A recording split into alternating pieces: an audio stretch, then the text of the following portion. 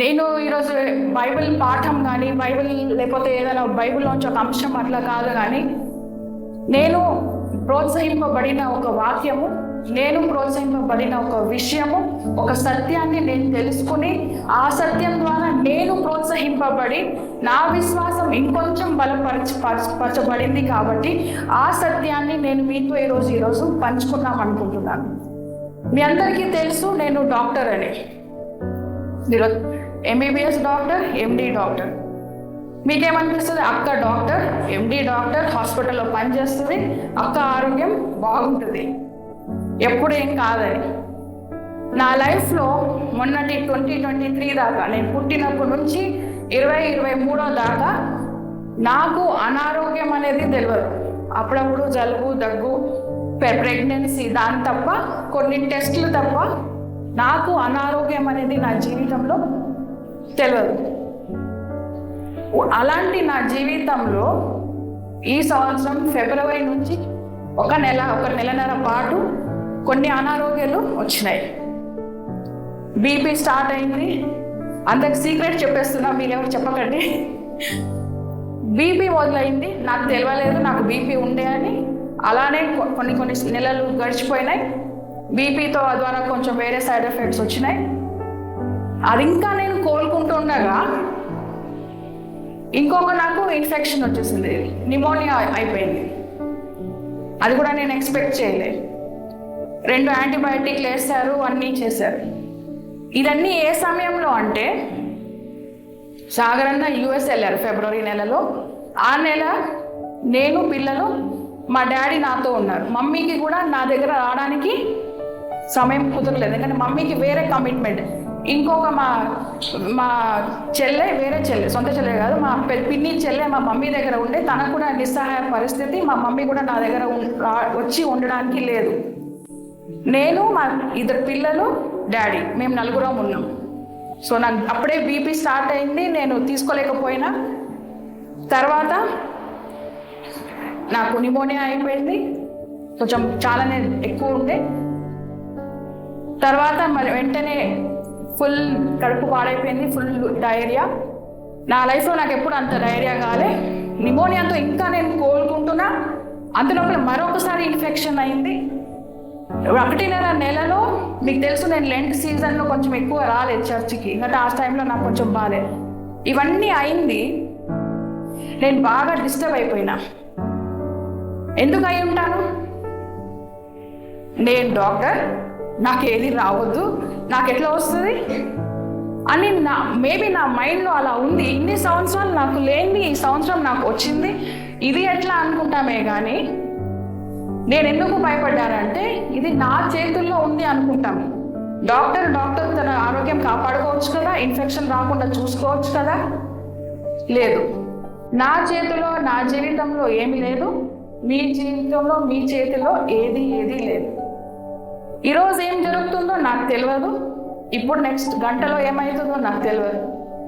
వచ్చే నెల ఏమవుతుందో నాకు తెలియదు. మనం ప్లాన్స్ అయితే రాసుకుంటాం. నాకు జరిగిన విషయం ఏంటి అంటే, నేను ఊహించలేదు కాబట్టి నేను భయపడ్డా. నేను షేక్ అయిపోయినా. బికాస్ నేను అనుకోలేదు, నేను ఊహించలేదు. నా ప్లాన్ ప్రకారం నాకు రావద్దు, నా ప్లాన్ ప్రకారం నేను ఆరోగ్యంగానే ఉంటా. అలా నేను అనుకున్నప్పుడు ఇలా అయిపోయేసరికి నేను భయపడిపోయినా. అలాగే మనం కూడా, మన పిల్లలు మన మాట వినప్పుడు, నా పిల్లలు నా మాట వినట్లేదని కోపం వస్తుంది. వాళ్ళని కొట్టి మన మాట వినడానికి మనం ప్రయత్నం చేస్తాం. వాళ్ళ మాట వినప్పుడు ఏమవుతుంది? కోపం వస్తుంది. ఎందుకంటే మన చేతిలో లేదు. మనం ఏం చేస్తామంటే, ప్రతి క్షణం, ప్రతి విషయంలో అన్నీ మనం చేతిలో తీసుకోవడానికి ప్రయత్నిస్తాము.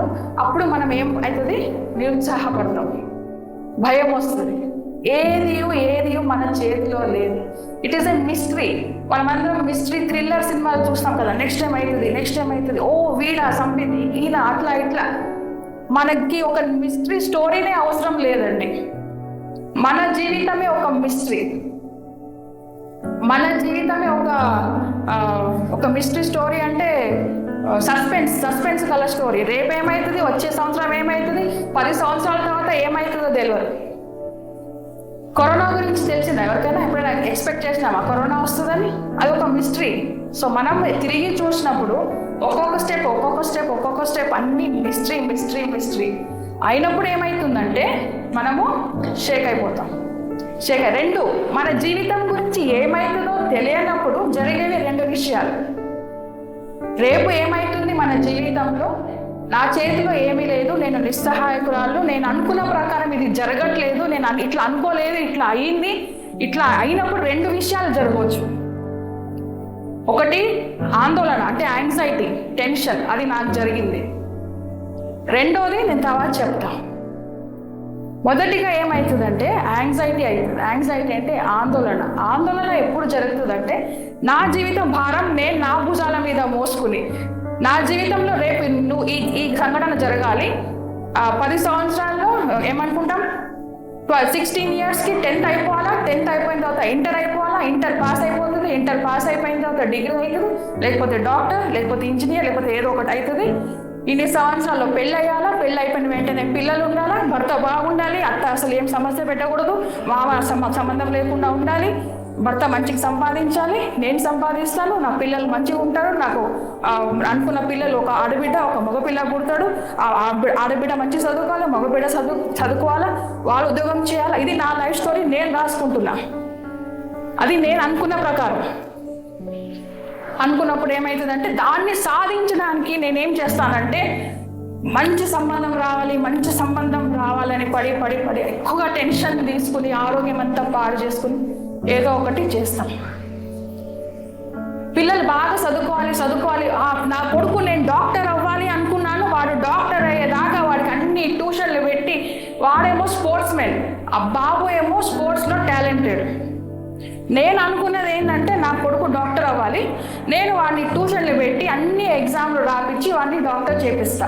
అక్కడ బాబుకేమో స్పోర్ట్స్లో ఆయన ఫుట్బాల్ ఛాంపియన్, ఆయన ఫ్యూచర్ అక్కడ. కానీ లేదు, ఇది నేను అనుకున్నది కాబట్టి మనం ప్రయత్నాలు చేసి ఆయన్ని ఇటు నుంచి పుష్ చేస్తాం. అప్పుడు బాబు మంచిగా అవుతాడా? టెన్షన్లో, ఇంట్లో టెన్షన్. నేను ఇట్లా అనుకున్నాను బాబు, నువ్వు ఎందుకు అవ్వట్లేదు, నువ్వు ఇట్లా అవ్వాలి, లేదు నువ్వు ఇట్లా రా. So when we try to control things, మనం పరిస్థితులని కంట్రోల్ చేయడానికి స్టార్ట్ చేస్తాం. నేను అనుకున్నాను ఇట్లా అవ్వాల్సిందే, నేను ఈ దేశం ఈ కాలేజ్లో పోయి చదువుకోవాలి, నాకు ఆ కాలేజ్లో సీట్ రాలే, నేను మళ్ళీ ఇంకొక సంవత్సరం చదువుతా. ఇది కూడా నీకు దొరికిన సీట్ కూడా మంచి కాలేజే, లేదు నేను ఇది అనుకున్నా, నాకు ఇది కావాలి, నేను ఇట్లా చేస్తా. We try to know I try to do things. నేను అనుకున్నా ఇది అవ్వలే, నేను ఇట్లా చేస్తాను. మన స్టోరీ మనం రాయడానికి స్టార్ట్ చేస్తాం. ఈ పేజ్లో నా జీవితంలో 2024 సంవత్సరం మే నెల 23వ తారీఖు నేను ఇక్కడ ఉంటా, ఇది చేస్తా అని రాయడానికి ట్రై చేస్తాం. అలాంటి సమయంలో మన ప్రయత్నాలు చేసినప్పుడు కలిగేది ఏంది అంటే నిరుత్సాహం. అలా జరిగిద్దా? అనుకున్నట్లు జరిగిద్దా? జరగదు. జరిగినప్పుడు ఏమవుతుంది? నిరుత్సాహ, భయం. నేను అనుకోలే, నాకు భయం వచ్చేసింది. నాకు అనారోగ్యం వస్తుందో నేను ఊహించలే, కానీ అనారోగ్యం వచ్చింది. అప్పుడు నేనేమైపోయినా అలా వెళ్ళిపోయినా. I was Sheikh. సేమ్ భయం వస్తుంది. ఎప్పుడు వస్తుంది భయం?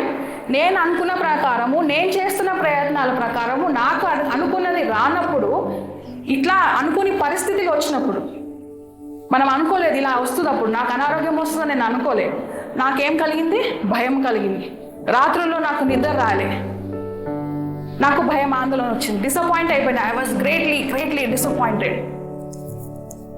అలాగే మన జీవితంలో కూడా మనం ప్రయత్నం చేసి మనం అనుకున్నప్పుడు వస్తే, అనుకోకుండా వచ్చిన పరిస్థితిలో మనకి కలిగేది ఏంటంటే భయము, చింత, నిద్ర లేకపోవడము, డిసప్పాయింట్మెంట్, డిస్కరేజ్మెంట్, నిరుత్సాహపడి కూర్చుంటాం. ఇట్లా నేను అనుకోకుండా ఎట్లా అయిపోయింది, ఇట్లా అవ్వకూడదే, ఎట్లా అయిపోయింది. మన జీవితంలో అలాంటి పరిస్థితులు మనకి ఎన్నో ఎదురైతాయి కూడా. మనం ఊహించలేని, మనం అనుకోలేని పరిస్థితులు ఎప్పుడైనా ఎలాగైనా రావచ్చు. అలాంటి పరిస్థితుల్లో మనం చేసినప్పుడు మనకి భయం కలిగేది సహజం. అయితే కొన్నిసార్లు ఇంకొకటి మన చేతిలో మనం తీసుకుని చేసినప్పుడు ఏమవుతుందంటే, హోషేయ గ్రంథం 10వ అధ్యాయము 13వ వచనం, మనం చేసేది, మనం అనుభవించేది ప్రతిదీ ఎందుకంటే మన స్వబుద్ధి, మన ప్రయత్నాలు, మనము లైఫ్ని మన కంట్రోల్లో తీసుకోవడానికి చేసినప్పుడు కొన్ని మనము అనుభవించాల్సి వస్తుంది. నేను నా కొడుకు డాక్టర్ అవ్వాలని అనుకున్నప్పుడు, ఆ బిడ్డ భవిష్యత్తు ఫుట్బాల్ ప్లేయర్ అవ్వాలన్నప్పుడు ఆయన్ని తీసి ఈడ పెట్టినప్పుడు మనము అక్కడ ఇంట్లో జరిగే ప్రతి ఒక్క విషయంలో మనం ఏం చేస్తున్నామంటే మనమే కారణం. ఇంట్లో జరిగే దాన్ని ఏమంటారు, ఆ పరిస్థితులు, ఆ కలహాలు, ఆ గొడవలు, ఆ శాంతి లేకుండా ఉండడం ఎందుకు అంటే మనం ప్రయత్నిస్తున్నాం. నేను అనుకున్నది అవ్వట్లేదే అని మనము ప్రయత్నం చేసినప్పుడు జరిగే ఆ గందరగోళానికి మనమే కారణం. మన బలంతో, మన స్వబుద్ధితో మనం అనుకోకుండా, దేవుని చిత్తం ఏమీ తెలియకుండా మనం ట్రై చేసినప్పుడు ఇవన్నీ జరుగుతాయి. మనమే చేస్తాం. మన స్వబుద్ధి మనకి ఏం చెప్తే తెలుసా? పాపం ఏం చెప్తే తెలుసా? దేవుడి పైన ఎందుకు ఆధారపడుతున్నావు?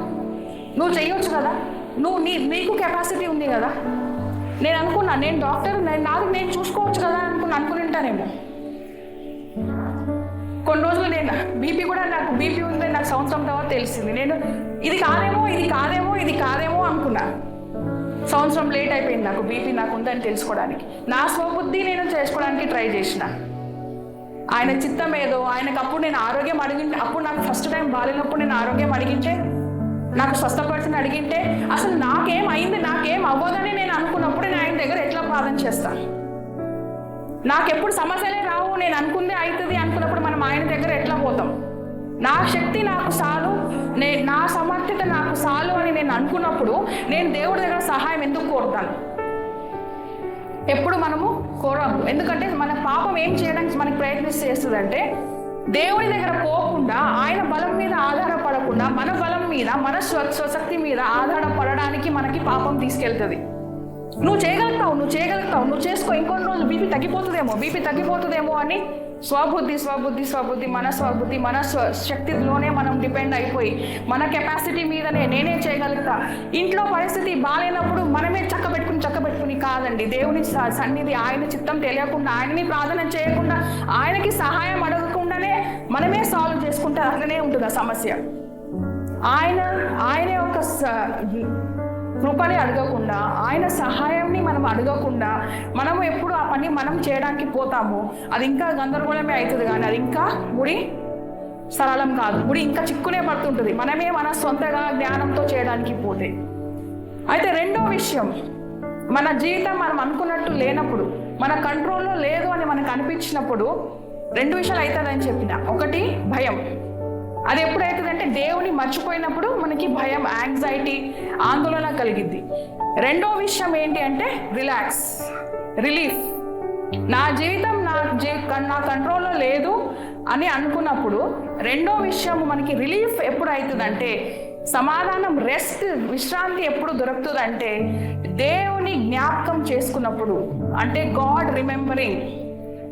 When you remember what kind of God you have, నువ్వు ఎవరి పిల్లలు అని నువ్వు గుర్తు చేసుకున్నప్పుడు, నీ జీవితం నీ కంట్రోల్లో లేనప్పుడు నీకు కలిగేది భయము కాదు, శాంతి, సమాధానం, relief, rest. Why? Because you remember God. Assyrians వాళ్ళు యుద్ధంలో ఉన్నప్పుడు వాళ్ళకి భయం. యుద్ధం పోయేక ముందు హెజికియా ఆయన ఏం చేశారంటే, వాళ్ళ సైన్యంతో పోయి వాళ్ళకి ఏం గుర్తు చేశారంటే, నువ్వు ఆపోజిట్ టీం వాళ్ళని, శత్రువులను చూడవాకు, నీ దేవుడు ఎవరని చూడు అని చెప్పి గుర్తు చేయడానికి యుద్ధం ముందు హెజికియా పోయి మాట్లాడిందంట. హెజికియా వారు ఏం చేశారంటే, తన సైన్యము యుద్ధానికి పోయేకి ముందు నీ శత్రువు ఎవరు అని నువ్వు చూసి భయపడుతున్నావేమో కానీ నీ దేవుడు ఎవరు అని నువ్వు చూసుకో అని జ్ఞాపకం చేయడానికి వాళ్ళతో పోయి మాట్లాడినాడు. నీ దేవుడు ఎవరని గుర్తుపెట్టుకో, నీ దేవుడు నీకు తోడై ఉంటాడు అని ఆయన హెజికియా పోయి వాళ్ళ సైన్యముతో మాట్లాడిన తర్వాతనే యుద్ధానికి పోయినాడు. ఎందుకంటే హెజికియా తెలుసు వీళ్ళు భయపడతారని, వాళ్ళ సైన్యం అసిరియా వాళ్ళు ఆ శత్రువుని చూసి వీళ్ళు భయపడుతున్నారని తెలిసినప్పుడు హెజికియా యుద్ధానికి పోయే ముందే వీళ్ళతో మాట్లాడారు. ఏం చేశారు తెలుసా? ఆయన గుర్తు చేశారు వాళ్ళని. దేవుడు ఎవరు, వీళ్ళు ఎవరు పిల్లలు, మనం ఎవరి పిల్లలు అని గుర్తు చేశారు. సో నీ జీవితం, నా జీవితం మనం అనుకున్న ప్రకారం జరగట్లేదు, కొన్ని విషయాలు, చాలా విషయాలు మన చేతిలో లేదు అని మనకు అనిపించినప్పుడు మనం ఏం గుర్తు చేసుకోవాలంటే, నీ చేతిలో నా చేతిలో లేదు కానీ ఆయన చేతిలో ఉంది. ఎవరి చేతిలో ఉంది? దేవుని చేతిలో ఉంది. ఆయన చేతిలో లేనిది ఒక్క క్షణం లేదు. నీ జీవితంలో జరిగే మే 23 పొద్దున్న 9 గంటల సెకండ్ నీ చేతిలో లేదు కానీ ఆయన చేతిలో ఆల్రెడీ ఉంది. I don't know what is happening next month, but I know, అది ఎవరికి తెలుసు అని నాకు తెలుసు. నీ జీవితంలో నీకు భయం ఏం వేసినప్పుడు, నీ సిచ్యువేషన్ నీవు అనుకున్న ప్రకారం లేనప్పుడు ఏం జ్ఞాపకం చేసుకో అంటే, నా చేతిలో లేదు కానీ ఆయన చేతిలో ఉంది. మన చేతిలో లేదు. అండ్ ఆయన ఎవరు తెలుసా? సావరెన్ గాడ్, సర్వశక్తి గల దేవుడు, సర్వాధికారి గల దేవుడు. నా చేతిలో నేను నా పిల్లల్ని కూడా నేను కొన్నిసార్లు కంట్రోల్ చేయలేను. నా చేతులు, మన చేతులు, పిల్లల నైనికా కూడా నా చేతిలో కంట్రోల్ కాదు. నా జీవితం నా చేతిలో కంట్రోల్ అవుతుందా? నేను కన్న పసిబిడ్డ 1 year బేబీ కూడా కంట్రోల్ కాదు. నా జీవితం నా చేతిలో కంట్రోల్ అవుతుందా? నెవర్. బట్ ప్రతి క్షణం, ప్రతి పేజు నీ జీవితంలో, నా జీవితంలో ప్రతి పేజ్, ప్రతి స్టోరీ, ప్రతి మలుపు, ప్రతి సస్పెన్స్ అన్నీ ఆయన కంట్రోల్లో ఉంది. ప్రతిదీ, ప్రతి సెకండ్ ఆయన కంట్రోల్లో ఉంది. దానియేలు 4వ అధ్యాయము 34, 35 వచనంలో ఏం రాస్తుందంటే, ఆయన పరలోక సేన ఎడలను భూనివాసుల ఎడలను తన చిత్తము చొప్పున జరిగించువాడు. ఆయన చెయ్యి పట్టుకొని నీవేమి చేయుచున్నావని ఆయనతో చెప్పుటకు ఎవడను సమర్థుడు. మనం ఎవ్వరికీ తెలియదు. మీలో కొంచెం మంది వ్యాన్లో వెళ్తారు. మన డ్రైవర్స్ డ్రైవ్ చేసినప్పుడు ధైర్యంగా వెళ్తారా? నేను జోక్ ఇచ్చేసి డ్రైవ్ చేసుకుపోమంటే కూర్చుంటారా? ఒకరైనా కార్లో కూర్చో. అలాగే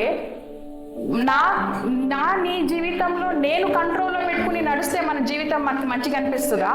సర్వశక్తి గల దేవుడు, సర్వాధికారం ఉన్న దేవుడు, సర్వ సామర్థ్యం కలిగిన దేవుడు నడిపిస్తే మంచిగా ఉంటుందా?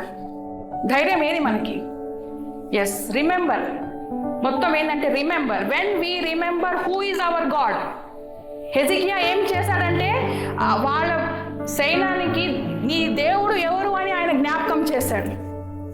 సో నేను కూడా ఏం చెప్తున్నాను అంటే, మనము మన జీవితంలో జరిగే ప్రతి సంఘటన, అనుకోని పరిస్థితి, అనుకోని ప్రతి క్షణము భయపడకుండా ఆ క్షణం మనం వెళ్ళి, నా దేవుడు ఎవరు? He is a sovereign God who knows everything, everything, everything. ఎందుకంటే ఆయన నా స్టోరీ రాసింది ఆయన. కళ్యాణి సాగర్ బుక్య, పెళ్లికి ముందు కళ్యాణి వస్త్రం వడితే, పెళ్ళైన తర్వాత కళ్యాణి సాగర్ బుక్య నాకు తెలియదు. నా స్టోరీ రాసింది దేవుడు. నా పుస్తకంలో నెక్స్ట్ పేజ్ నాకు తెలియదు కానీ ఆయన తెలుసు. రాసింది ఆయన కాబట్టి ఆయనకు తెలుసు. నీ జీవితంలో ఏమవుతుందో నీకు తెలియదు కానీ ఆయనకు తెలుసు.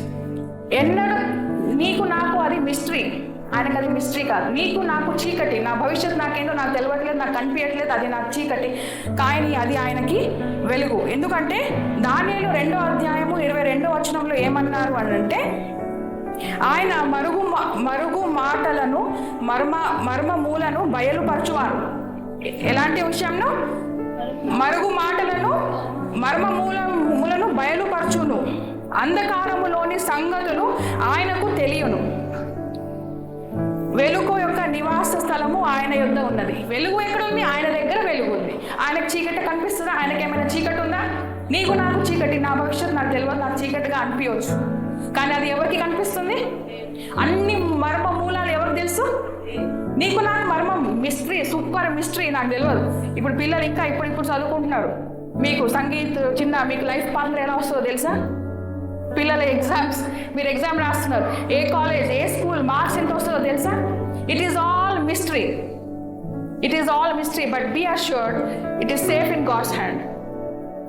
You can trust God, and because you should be relieved because it is in His hand. He knows. ఆయన తెలుసు. మీ ఆరోగ్యం ఎలా ఉంటుందో మనకు తెలియదు, రిపోర్ట్స్ ఎట్లా వస్తుందో తెలియదు. బట్ ఏమని మనం ధైర్యంగా ఉండాలి అని అంటే, అది ఆయన చేతిలో ఉంది. సర్వాధికారి అయిన దేవుడి చేతిలో ఉంది. ఆయన ఎలాంటి దేవుడు అంటే మీ డ్రైవర్, మీ కార్ డ్రైవర్, మీ జీవితం ఒక కార్ డ్రైవర్. ఆయన ఎలాంటి క్వాలిటీస్ అంటే, హీఈస్ ఫుల్ ఆఫ్ విజ్డమ్, జ్ఞానం. ఆయన యొక్క జ్ఞానం ఉంది. జ్ఞానం కొదవ అయితే అడగమని చెప్పింది ఎక్కడ?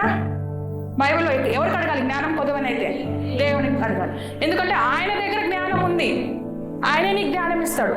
సో నీ జీవితం నడిపించే అతను ఎలాంటి అతను?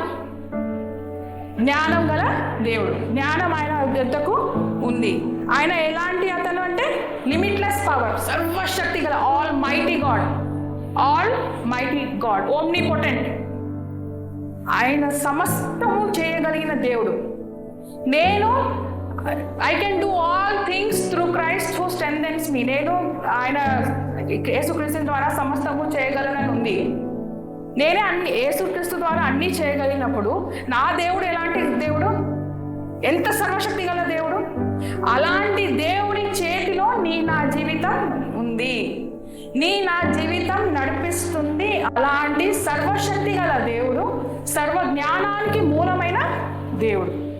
సో జ్ఞానం, శక్తితో ఆయన మనల్ని నడిపిస్తున్నాడు. And who is he is creator. ఆయన నిన్ను నన్ను సృష్టించింది ఎవరు? దేవుడు. మన రక్షకుడు ఎవరు?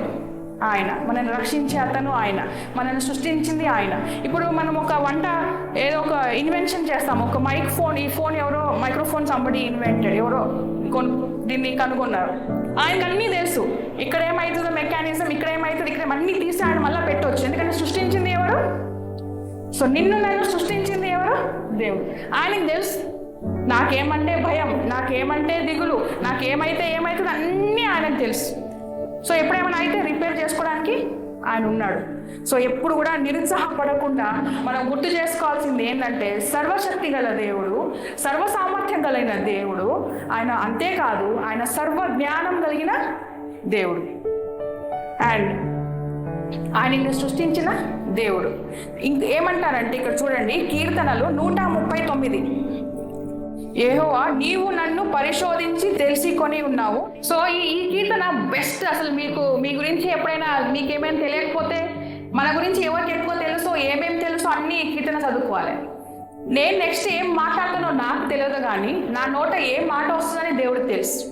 16వ వచనంలో ఏమన్నారు అంటే, నేను పిండమునై ఉండగా నీ కన్నులు నన్ను చూచెను. సరే, ఇప్పుడు నేను ఒక మనిషిగా ఇలా ఉన్నాను, నా మనసు, నా ఆలోచనలు మీకు తెలుస్తుందేమో దేవా, కానీ నేను పిండంగా ఉన్నప్పుడు అంటే, గర్భంలో ఉన్నప్పుడు, పిండం అంటే జస్ట్ మనము ఈ డాక్టర్స్ మెడికల్స్ మేము చూసినప్పుడు ఎంబ్రియో అంటాం.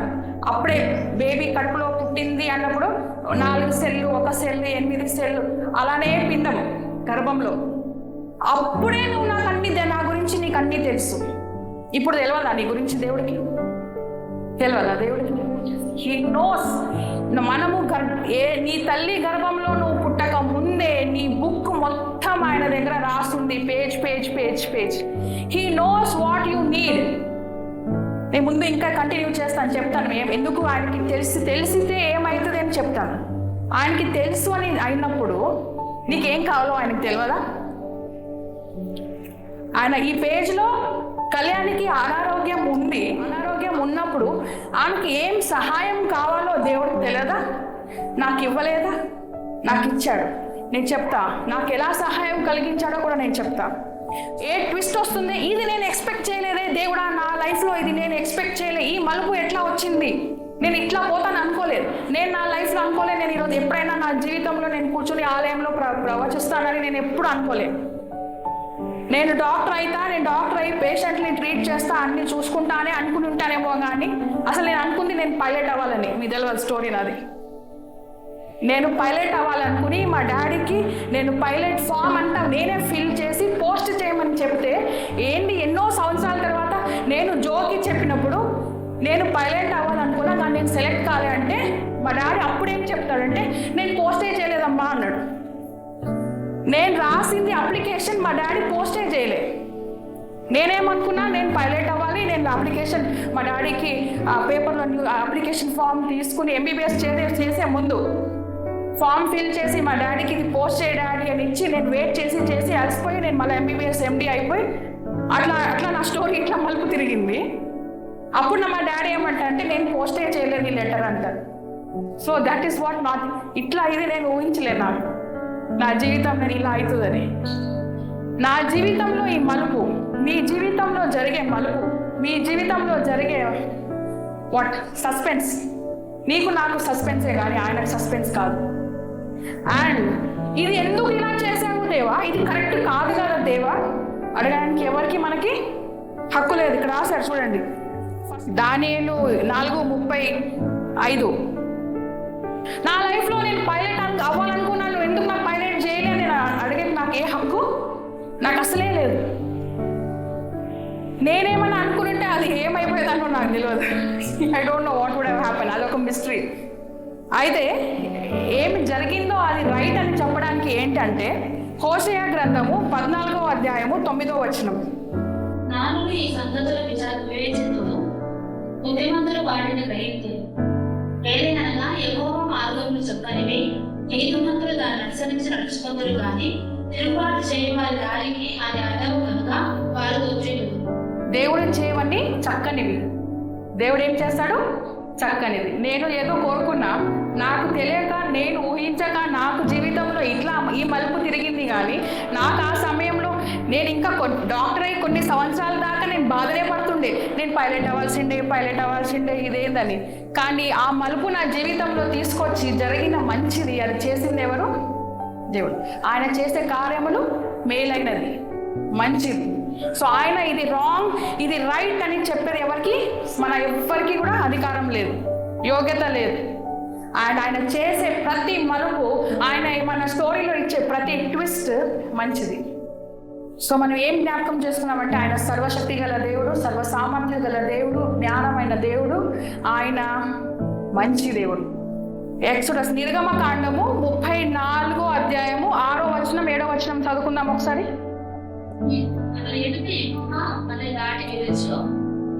కనికరము, దయ, దీర్ఘశాంతము, దేవుడైన యెహోవా ఆయన 1000 మందికి దోషులను అపరాధమును పాపమును క్షమించిన కానీ ఆయన ఏమాత్రం దోషులుగా ఎంచక. ఓకే, సో ఆయన ఎలాంటి దేవుడు అంటే యెహోవా కనికరము, దయ, దీర్ఘశాంతము, విస్తారమైన కృపాసత్యము గల దేవుడైన యెహోవా. ఇంగ్లీష్లో ఏం రాస్తుందంటే అబౌండింగ్ ఇన్ గుడ్నెస్. గుడ్నెస్ అంటే మంచితనంతో నిండి ఉన్న దేవుడు. ఆయన మంచితనంతో నిండి ఉన్న దేవుడు. ఎక్కడంటే మళ్ళా నేను చెప్తా ఆయన మంచితనం గురించి మళ్ళీ 2-3 చెప్దాం. కీర్తనలు 25వ అధ్యాయము 8వ వచనం. యెహోవా ఉత్తముడు. సో నీకు నీ జీవితం నడిపించే అతను మంచి అతను అన్నప్పుడు నీకు భయమా? నీ పిల్లలు ఎప్పుడైనా ఎవరైనా పక్కన ఇంట్లో పెట్టిపోవాలంటే ఎవరి ఇంట్లో పెట్టిపోతాం? కొంచెం తెలిసి మంచిగా ఉన్నవాళ్ళు, వాళ్ళ గురించి తెలుసుకుని మంచి అతను ఉన్న వాళ్ళ ఇంట్లోనే నీ పిల్లల్ని పెట్టిపోతాం. లేకపోతే మన కుటుంబ సభ్యులు ఎందుకు పడుతుంటే వాళ్ళు బాగా చూసుకుంటారు, మంచిగా చూసుకుంటుంది, బ్యూలా పిల్ల జోన్ అని దగ్గర పెడితే నాకు టెన్షన్ లేదని నేను పెట్టేసి 4 రోజులనే వెళ్తా, నాకు తెలిసి ఆమె బాగా చూసుకుంటుంది అని. మంచిగా చూసుకున్న వాళ్ళ దగ్గరే పెట్టిపోతాం. అలాంటప్పుడు నా జీవితం ఎవరి చేతిలో, ఎలాంటి దేవుని చేతిలో ఉంది? మంచితనం, abounding in goodness. He's so good.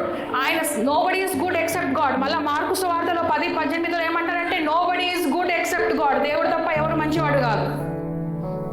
So దేవుని ఆ మంచితనం ఉన్న దేవుడు ఆయన చేతిలో నా జీవితం ఉంది. సో భయం ఉండాలా, లేకపోతే రెస్ట్ తీసుకోవాలా, టెన్షన్ లేకుండా ఉండాలా? మనం ఆలోచించుకుందాం. నమ్మదగిన దేవుడు, ఫెయిత్ఫుల్ గాడ్. ఎక్కడ రాస్తుందంటే 1 Thessalonians 5:24. మిమ్మల్ని పిలిచిన వాడు ఎలాంటి వాడు? The one who called you is faithful. నిన్ను నన్ను పిలిచిన వాడు నమ్మదగిన వాడు. నమ్మదగిన ఆయన. నమ్మకమైన పని, మీ ఇంట్లో మనిషి పని చేస్తుంది, నమ్మకంగా ఉంటేనే కదా ఆమె కంటే నువ్వు పనుకుని ఆమె ఇల్లంతా క్లీన్ చేసుకుని పోతుంది. నమ్మకం లేకపోతే నువ్వు ఇట్లా ఆమె ఎక్కడ పోతే ఆ రూమ్లో పోయి చూస్తూనే ఉంటావు, ఏం ఎత్తుకపోతుందో అని. సో ఎలాంటి వాళ్ళ వ్యక్తిలో మనం పని చేయడానికి మనం చూస్తాము అంటే నమ్మదగిన వాడు. నిన్ను నన్ను పిలిచిన దేవుడు ఎలాంటి దేవుడు? నమ్మదగినదే. సో భయపడాలా? Good God, abounding in goodness. ఇంకా రాస్తుంది ఆయన కృపా వాత్సల్యం ప్రతిదినము నూతనమైనది. విలాప వాక్యములు 3:23 చదవండి. అనుదినము నూతనత ఆయన వాత్సల్యము నీవు ఎంతైనాను నమ్మదగిన వాడు. ఆయన ఎలాంటి వాడు? నమ్మదగిన వాడు, మంచితనము గల దేవుడు, జ్ఞానవంతుడైన దేవుడు, సర్వశక్తి గల దేవుడు, సర్వాధికారి గల దేవుడు. అలాంటి దేవుని చేతిలో ఏముంది? నా జీవితం ఉంది. ఆయన అలాంటి దేవుడు ఉన్నాడు ఒక పక్కన, ఇటు పక్కన మనం ఉన్నాం. మనం ఎలాంటి వాళ్ళం? బలహీనులం, పిరికోళ్ళము, జ్ఞానం లేని వాళ్ళం, ఇంకా అన్నీ ఉన్నవాళ్ళం, అన్ని బ్యాడ్ థింగ్స్. సో ఎవరి జీవితంలో, ఎవరి చేతిలో మన జీవితం ఉంటే మంచిది? అన్ని జ్ఞానానికి మూలమైన దేవుడు, ప్రతి మంచికి కారణభూతుడైన దేవుడు, మనల్ని పిలిచిన నమ్మదగిన దేవుడు, ఆయన చేతిలో మన జీవితం ఉంటే మనము భయపడకూడదు. సో సమస్తము ఆయన కంట్రోల్లో ఉన్నప్పుడు, నీ జీవితంలో నీకు ఎప్పుడు ఏం అవుతుందో అని తెలిసినప్పుడు, ఎప్పుడు ఏం కావాలో ఆయనకు తెలియదా? తెలిసినప్పుడు ఏం చేస్తాడు దేవుడు? ఈమెకి ఇది కావాలి, నేను చూస్తా ఎక్కడ కూర్చుంటాడా? ఇస్తాడు. నీకు పాపకి ఆకలేస్తుంది అన్నప్పుడు ఏం చేస్తాం? కొన్నిసార్లు అడగక ముందే అన్నం తిను, ఆమెకి ఆకలేది, ఎట్లా తింటుంది? తిను అని పెడతాం. నీ పాపకి ఆకలేస్తున్నప్పుడు, నీ పాప భయపడుతున్నప్పుడు, నీ పాప బాధపడుతున్నప్పుడు నీకు తెలిసి నువ్వు దగ్గర పోయి చూస్తావే. ఆయన దేవుడు, ఆయన తండ్రి అయిన దేవుడు, ఆయన loving compassionate God, will he not know what you need? నీకేం కావాలో ఆయన తెలియదా? ఇవ్వడా? చెప్తాను చూడండి. నాకు 1 నెల టైంలో నాకు బాగాలేనప్పుడు, అసలు నాకు బాగాలేదని నాకు అయిపోయిన తర్వాత తెలిసింది. మీకు తెలియదు ఆ స్టోరీ. ఇంకా నాకు 10 రోజులు నేను సివియర్గా బాగాలేను. రిపోర్ట్స్ ప్రకారము, అన్ని ఎక్స్రేల ప్రకారము నాకు ఆ 10 రోజులు, ఫస్ట్ 10 రోజులు నాకు బాగాలేదు. ఆ 10 రోజులు అన్ని పనులు చేసుకున్నా. నేను లేసి డ్యూటీకి పోయినా, పిల్లలకి తీసుకుని కాన్ఫరెన్స్కి 3 రోజులు కాన్ఫరెన్స్ పోయినా, అది ఇంపార్టెంట్ కాన్ఫరెన్స్, ఇంట్లో పని కూడా చేసుకున్నా. తర్వాత నాకు తెలిసింది ఏంటంటే, మా మేడం చెప్పింది, నువ్వు పనుకోవాల్సిందే కదా, నువ్వు బెడ్ రెస్ట్ తీసుకోవాల్సిందే కదా, నువ్వు ఎందుకు తీసుకోలేదని. ఆ సమయంలో నాకు మా మమ్మీ దగ్గర లేదు, నా హస్బెండ్ నా దగ్గర లేదు. అంటే వాళ్ళు లేరని నేను కంప్లైంట్ చేయట్లేదు. కొన్నిసార్లు ఏమవుతుందంటే, మనము మనుషుల మీద ఆధారపడడం నేర్చుకుంటాం. మా అమ్మ ఉందిలే, నా భర్త ఉన్నాడులే అని మనం దేవుడి దగ్గర పోము. అది నా జీవితంలో జరిగింది. నాకేమైనా అవసరం ఉంటే మమ్మీ ఉంది, లేకపోతే ఇటు పక్కన అన్న ఉన్నారు, ఆయన చూసుకుంటారని అలానే పోయినానే కానీ ఎవరు అంటే డాడీ ఉండే, అమ్మ వాళ్ళు అందరూ ఉండే ఇండియా. నేను అమ్మ వాళ్ళకి ఎవరికి నా పరిస్థితి చెప్పలేదు. వాళ్ళకి ఎవరికి నాకు బాగాలేదని తెలియదు, నేను చెప్పలేదు. మళ్ళీ ఎందుకు అందరికీ టెన్షన్ అని నేను చెప్పలేదు వాళ్ళు ఎవరితో. కానీ నేను వీళ్ళ మీద ఆధారపడి జీవించింది దేవుడికి తెలుసు. వీళ్ళు లేకుండా కూడా నేను చూసుకుంది, పోషించింది నేనేనమ్మా అని చెప్పింది దేవుడు నాకు ఆ వారం 10 రోజుల్లో. నువ్వు అంతగా బాధపడుతుండి, నీకు అంతగా ఇన్ఫెక్షన్, 2 యాంటీబయాటిక్లు వాడే అంత ఇన్ఫెక్షన్ ఉన్నప్పుడు, నువ్వు నీ కాలంలో నువ్వు లేచి అన్ని పనులు చేసుకుని చూస్తున్నప్పుడు, నిన్ను బలపరిచింది నీ భర్తనా? నిన్ను తోడున్నది మీ అమ్మనా? నేనేనమ్మా నీకు తోడున్నదని నాకు దేవుడు ఆ రోజు నాకు కళ్ళు తెరిచి చూపించాడు. ఎందుకంటే నేను చాలా వరకు నాకు ఎప్పుడు ఏమైనా సమస్యలు, కొంచెం ఏమైనా టెన్షన్ వచ్చినా, ఏమైనా అవసరం ఉన్నా వెంటనే అటు ఇటు వెతుకుతాను సహాయాల కోసం, అటనే పోతాను.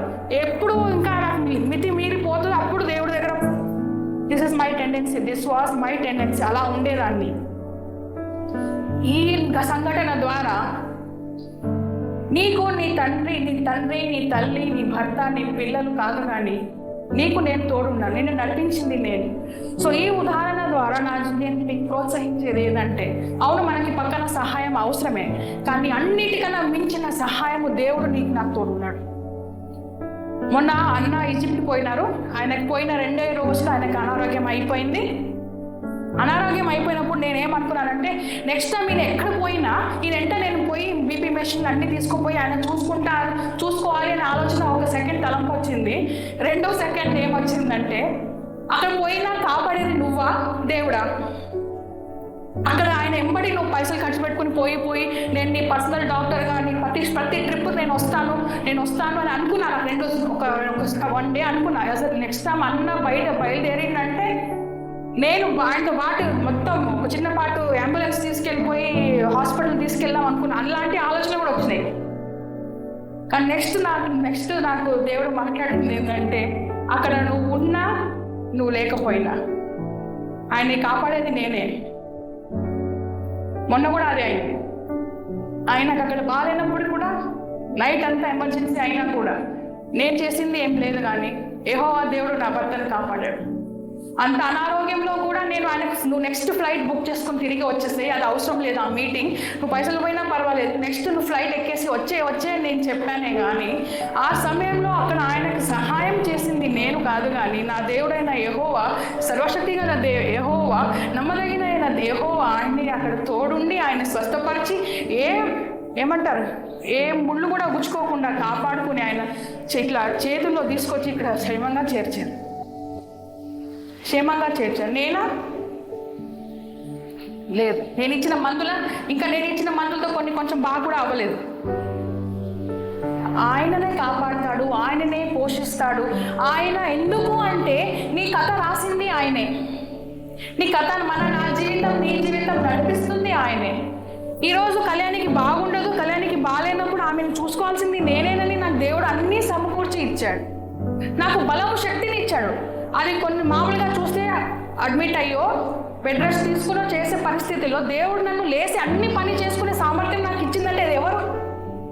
అనారోగ్యం రాకుండా ఉండాలని అనుకున్నది నేను, నా ఆలోచన. అలా అనారోగ్యం కలిగింది, అది దేవుని నా లైఫ్లో ఒక స్టోరీ. ఆ టైంలో నాకు ఏం కావాలనేది కూడా ఇచ్చింది దేవుడే.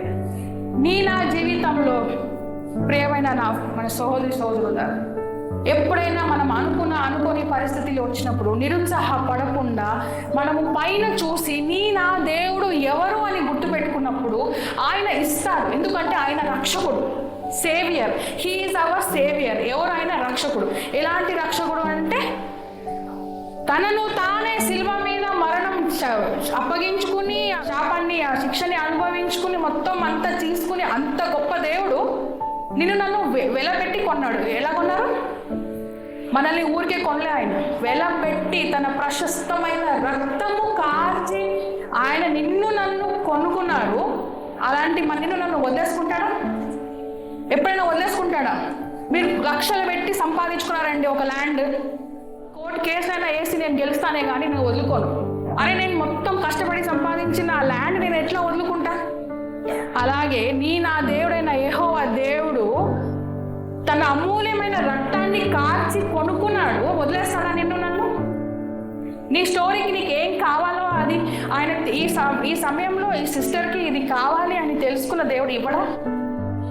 ఈ భూలోకమైన సంబంధించిన తల్లిదండ్రులు మీరు మీ పిల్లలకి ఏమి ఇవ్వాలో అనేది మంచిది ఇస్తాం కదా, పరలోకమైన దేవుడు నీకు ఇవ్వడా? ఇంకా దానికన్నా మంచిది ఇస్తాడు. ఆయన ఎందుకు ఇవ్వాలి నీకు నాకు? ఇంత సర్వశక్తి గల దేవుడు, ఆయనకు అన్నీ తెలిసిన దేవుడు, అన్నీ నీకు నాకు ఏం కావాలో అన్నీ తెలిసిన దేవుడు ఇవ్వడు అని ఎందుకు డౌట్ వస్తుంది? ఎందుకు మనం భయపడతాము? ఈ సిచ్యువేషన్ ఉంది నాకు లైఫ్లో, నాకు టెన్షన్ అవుతుంది. ఎందుకు నాకు భయం? ఎందుకంటే నాకు టెన్షన్, నాకు ఏమైపోతుందో. నీకు స్వస్థత ఇవ్వడా? ఎందుకు ఇవ్వాలి? ఎందుకంటే ఆయన నిన్ను వెలబట్టి కొన్నాడు. నిన్ను అంతగా ప్రేమించి ఆ శిలువ మీద మరణించి ఇట్లనే గాలికి వదిలేస్తాడు. ఇక్కడికే స్టోరీ అయిపోయిందా? సిస్టర్ కమలాకుమారి ఆంటీ వాళ్ళ స్టోరీ ఇక్కడికే అయిపోయిందా? తన జీవితం స్టోరీ లేదు. ఇక్కడ నుంచి మనం పరలోక రాజ్యం చేరేంత వరకు కూడా ఆయన మనల్ని తోడుంటాడు. ఇక్కడికే అయిపోలేదు. మరణం, దాని తర్వాత 3వ రోజు పునరుద్ధానం అయిపోయి లేచిన తర్వాతకే అక్కడికే యేసు ప్రభు ఒక స్టోరీ, నా స్టోరీ అయిపోలే. నా స్టోరీ నేను బాప్టిజం తీసుకున్నా, నేను రక్షింపబడ్డా, అయిపోయింది, ఇంకా కథం అన్నట్టు లేదు. ఈ రోజు నేను రక్షింపబడ్డప్పటి నుంచి నేను పరలోక రాజ్యం పోయేంత వరకు నా స్టోరీ అవ్వదు. నా స్టోరీ అయినప్పుడు దేవుడు మనల్ని ఇక్కడ నుంచి సిల్వ నుంచి కొనుక్కున్నప్పటి నుంచి రక్షింపబడినప్పటి నుంచి పరలోక రాజ్యం చేరేంత వరకు ఆయన నీకు నాకు తోడుంటాడు, నీకు నాకు నడిపిస్తాడు, వదలడు. ఊరికే కొనుక్కోలే ఆయన మనల్ని, ఊరికే తీసుకొని మర్చిపోలే ఆయన నిన్ను నన్ను ప్రేమిస్తాడు కాబట్టి, నన్ను ఆయన వెలపెట్టి కొన్నాడు కాబట్టి ఆయన మన జీవితంలో తన కార్యము జరిగేంత వరకు, మనము పరలోక రాజ్యము చేరేంత వరకు ఆయన నన్ను చేయి వదలడు. సో మనం ఫైనల్గా ఏం చేయాలి అని చెప్తున్నానంటే, కన్క్లూజన్ ఏంటి అంటే ఆయన్ని పట్టుకోవాలి. ఇక్కడ పౌలు లాస్ట్ ఒక రెఫరెన్స్ ఏంటంటే అపోస్తుల కార్యములు 17వ అధ్యాయము 26, 27. మనలో ఎవరికి అన్నా దూరంగా లేడాయన. హీఈస్ నియర్ అస్. నా ఒక దేవుడు, సర్వశక్తి గల దేవుడు, నా రక్షకుడు మనకి దగ్గరగా ఉన్నాడు. నేనేం చేయాలంటే ఆయన పట్టుకోవాలి, ఆయనను అడగాలి. సమస్యలు వచ్చినప్పుడు, ఇబ్బందులు వచ్చినప్పుడు, నీ జీవితం నా జీవితం మనకి అసలు అర్థమే కానప్పుడు ఏమి భయపడకుండా పైన చూసి ఎలాంటి దేవుడని చూసి ఆయన దగ్గరగా ఉన్నాడు, మనం ఆయన హత్తుకొని మనకి దగ్గరగానే ఉన్నాడంట. మనమే చూడట్లేదు. మనం ఇటుపక్కన మన సామర్థ్యం, మన కెపాసిటీ, మన కేపబిలిటీస్, మన టాలెంట్స్ అన్నీ చూస్తున్నామే కానీ ఇక్కడ ఆయన దగ్గరగా ఉన్నాడు. ఆయన హత్తుకొని ఆయన దగ్గర ప్రార్థన చేసే తప్ప మనం ఏం చేయట్లేదు. అలా చేయట్లేదు, ప్రార్థన చేయట్లేదు, చూడట్లేదు.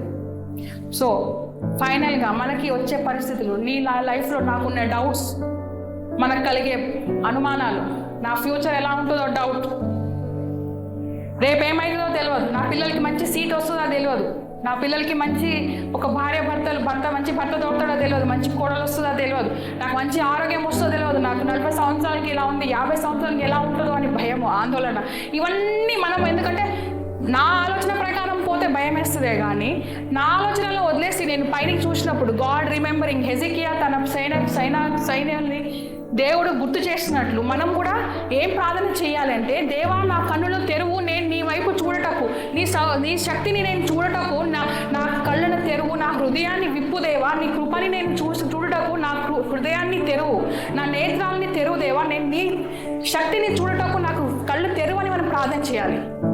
ఎందుకంటే మనం అక్కడ చూడకపోతే సమస్యని చూసి ఇప్పుడు ఏమైతుందంటే సమస్య పెద్దగా అనిపిస్తుంది. ఆ సమస్య అలా ఉన్నప్పుడు దాని నుంచి వెనుక ఆడకుండా ఆ సమస్యని ఎదుర్కొంటూ ఎవరి వైపు చూస్తూ పోవాలి? సముద్రం నీటి మీద పేతురు దేవుని యేసు ప్రభుని చూసినంతసేపు మంచిగా నడిచాడు, కింద నీళ్ళలో చూసినప్పుడు మునిగిపోయినాడు. మనం సమస్యల వైపు చూసినప్పుడు మనం డెఫినెట్లీ మనం డిసప్పాయింట్ అయిపోయి నిరుత్సాహపడి టెన్షన్ కానీ పడతామే కానీ మనం ఆ సమస్యల్ని చూడకుండా దేవుని వైపు, మనకు సర్వశక్తి గల దేవుని వైపు చూస్తే మనం మునుగం. ఆ నీళ్ళ మీద కూడా మనము యేసు ప్రభు వలె నడుస్తాం. మన దృష్టికోణం ఎక్కడ ఉండాలి? ఫైనల్గా మన సమస్త దృష్టి, మన సమస్త ధ్యానము ఎక్కడ ఉండాలి అంటే ఆయన కృప వైపు, మన మనోనేత్రాలు ఆయన ఎవరు అని చూపించాలి. నీకు దేవుడు ఎవరని నీకు తెలియనప్పుడు, అసలు నీ బండి నడిపిస్తుంది ఎవరని నీకు తెలియనప్పుడు మనకి భయం వేస్తుంది. కానీ మన జీవిత యాత్ర మనల్ని నడిపిస్తున్నది సర్వశక్తి గల దేవుడు, సర్వాధికారం కలిగిన దేవుడు, రక్షకుడు, సృష్టికర్త, సర్వ జ్ఞానానికి మూలమైన దేవుడు, సమస్త మంచితనానికి ఆయన కారణమైన ఆయన నమ్మదగిన దేవుడు. ఇలాంటి దేవుని చేతిలో నా జీవితం భద్రంగా ఉంది. మనం అనుకున్న ప్రకారం నడవదే కానీ ఆయన చిత్తం ప్రకారం నడుస్తుంది. నీ జీవితంలో ప్రతి పేజ్ ఆయనకి తెలుసు, నీకు ఎప్పుడేం కావాలో ఆయనకు తెలుసు. ఆయన నిన్ను తన వెలబెట్టి కొన్నాడు, నీకు అది ఇస్తాడు. రక్షణ మాత్రమే కాదు, నీ తండ్రి అయిన దేవుడు నీకు ఎప్పుడు ఏం కావాలో ఆ సమయంలో మనకి ఇస్తాడు. నిరుత్సాహపడొద్దు. మన దృష్టిని, మన సమస్యని, మన ఫ్యూచర్ నుంచి తీసివేసి పైన చూసి మనం ఆయన హత్తుకుని, ఆయన దగ్గరలోనే ఉన్నాడు, మనం పట్టుకోవట్లేదు అంతే. ఆయన వైపు మనం చూసి ఆయన హత్తుకుని మనం ముందుకు వెళితే మన జీవితంలో కలిగే ప్రతి టెన్షన్, ప్రతి భయం, ప్రతి ఒక్క సస్పెన్స్ నుంచి ఆయన మనల్ని విడుదల చేస్తాడు. చాయిస్ మనదే అండి, చాయిస్ మనది. సమస్య వచ్చిందా, ఎందుకు వచ్చింది, ఎట్లా వచ్చింది, ఇది రాకూడదు అని ఆలోచన కాదు, కానీ వచ్చింది, నాకు ఎవరు తోడు ఉన్నారు, నేను ఎవరు బిడ్డ. హెజికియా గుర్తు చేసినట్లు మనం కూడా గుర్తు చేసుకోవాలి, నేను ఎవరు బిడ్డని, నా దేవుడు ఎలాంటి దేవుడు, ఆయనకి ఎంత కెపాసిటీ ఉంది అని ఆలోచన చేస్తే మనకి ఏది టెన్షన్ లేదు. అవును, నేను నేర్చుకుంటున్నా, మెల్లమెల్లగా నేను అనుకున్నది ఏది లేదు, నేను చేస్తున్నది ఏది లేదు. ఆయన నడిపిస్తున్నాడు, ఆయన సహాయం చేస్తాడు, కరెక్షన్ కూడా ఆయనే చేస్తాడు, అన్నీ ఆయనే చేస్తాడు. నువ్వు ఎందుకు ఇలా చేసావని ఆ హక్కు అడగడానికి మనకి ఎవరికి ఏ సామర్థ్యత లేదు. ఆయన చేసేది ప్రతిదీ మంచిదే, ప్రతిదీ కరెక్టే, మంచిది. ఆయన చేసేది ప్రతిదీ కరెక్టే అని మనం గుర్తుపెట్టుకుని ఆయన గాడ్ రిమెంబరింగ్, దేవుడిని జ్ఞాపకం, ఎలాంటి దేవుడని జ్ఞాపకం చేస్తూ మనం కొనసాగితే అన్నీ మనకి ఈ ఫ్యూచర్ ఇన్సెక్యూరిటీస్, ఇంకా 100 కరోనాలు వచ్చినా, ఇంకొకటి ఏదో వస్తుందంట, మీకు తెలియదు, ఇంకొకటి ఏదో వస్తున్నాయి, యుద్ధాలు వస్తాయి, అన్నీ వస్తాయి. It is not in our hands. ఇప్పుడు ఇజ్రాయెల్, ఇరాన్ యుద్ధం ఉంది, 3వ యుద్ధం వస్తుందో, ప్రపంచ యుద్ధం వస్తుందో, ఏం యుద్ధం వస్తుందో నీకు నాకు తెలియదు. మనకేం తెలుసు?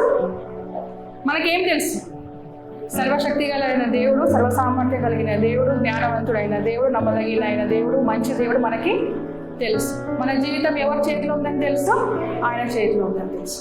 ఆ వాక్యంతో ఒక మనము విశ్వాసంతో మనం ముందుకు సాగాలని నా ప్రార్థన. ఈ దేవుడి వాక్యాన్ని దీవించుగాక.